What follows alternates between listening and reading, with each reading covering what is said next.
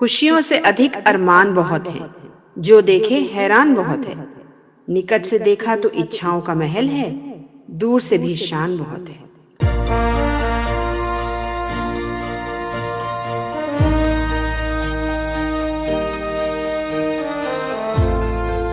Technology of home Bharat में निर्माण की बेहतरी के लिए शैक्षणिक जगत के साथ साथ उद्योग के प्रतिष्ठित दिग्गजों द्वारा ज्ञान साझा करने का एक स्वतंत्र मंच है। ये जेके सीमेंट और association of infrastructure industry India की एक संयुक्त पहल है।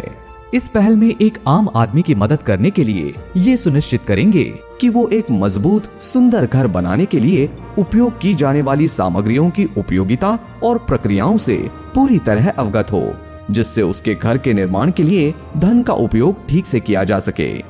तो आइए हम सुनते हैं प्रोफेसर डॉक्टर सुधीर मिश्रा से framed and load bearing structures के बारे में।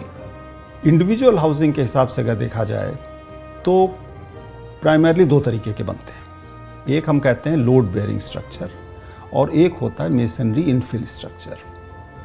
जो लोड बेयरिंग स्ट्रक्चर होता है उसमें ईंट की दीवार होती है और छत होती है, तो पूरा लोड जो स्लैब से ज़मीन पे ट्रांसफ़र होना है वो दीवार के माध्यम से, नींव के माध्यम से ज़मीन में ट्रांसफ़र होता है। आरसी फ्रेम मेसनरी, जब रीइंफोर्स्ड कंक्रीट फ्रेम मेसनरी जिसको हम कहते हैं, उसमें स्लैब, कॉलम, बीम ये कंक्रीट के बनते हैं।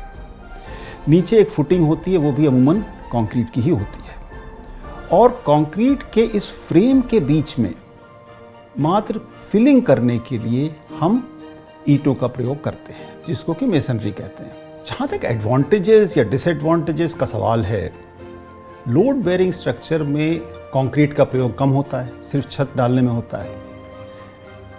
एक एडवांटेज है कि आपको कॉलम नहीं बनाने, बीम नहीं बनानी, सीधे सीधे दीवारें बनानी है, उसके ऊपर छत की ढलाई कर देनी है। लेकिन उसमें ध्यान ये रखना पड़ेगा कि आपकी दीवारों के ऊपर डायरेक्टली लोड आ रहा है।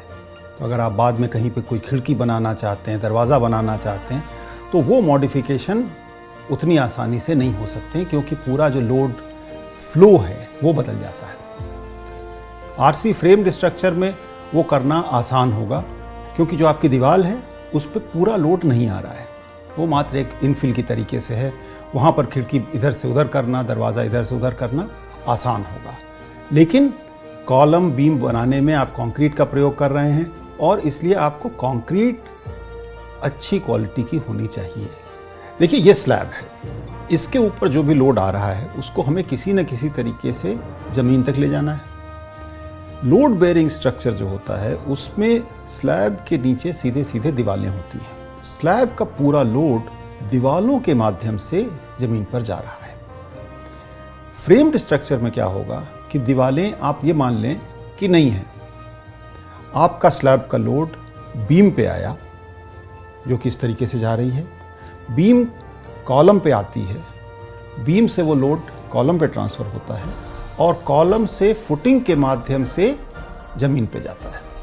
तो जो लोड ट्रांसफ़र है वो लोड बेयरिंग स्ट्रक्चर में दीवारों के माध्यम से होता है, और फ्रेम्ड स्ट्रक्चर में रीइंफोर्स्ड कंक्रीट से बनाए गए बीम, कॉलम और फुटिंग के माध्यम से होता है।